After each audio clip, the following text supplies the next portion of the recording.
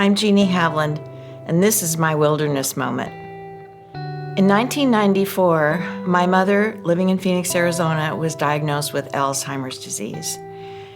In a matter of months, I became my mother's mother, her caretaker, her power of attorney, and her daily visitor.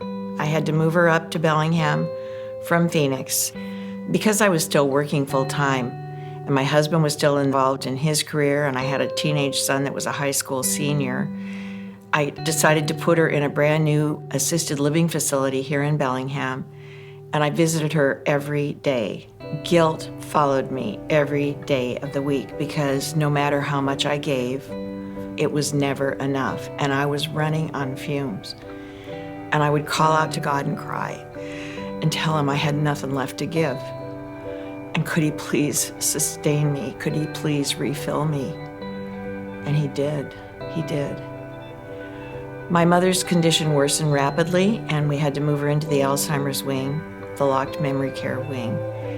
And she got pneumonia and died a very slow, very painful death in 2001. And I thought, I can never live through this again. It just about took everything out of me. So we fast forward to 2014. I'm now retired, my husband's retired, and I'm noticing that my husband's forgetting our conversations as soon as they end. His memory was fading rapidly. He had a brilliant mind, and his mind slowly became agitated and confused and paranoid. I was terrified. We went to the doctor, and he confirmed our very worst fears. John, too, was diagnosed with Alzheimer's disease, and I'm thinking, God, I cannot do this again. I cannot do this again. I was staring into the very same wilderness I had stared at with my mother, and I didn't want another trip through this wilderness. We managed as best we could. I became my husband's mother and his caretaker and his nurse and his therapist and his driver. He became increasingly reliant upon me. It was very, very hard.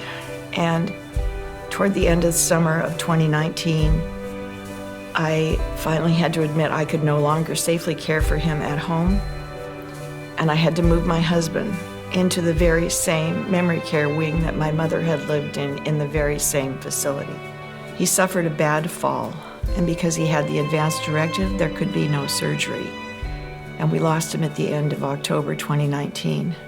This is still hard. It's really painful. It's fresh.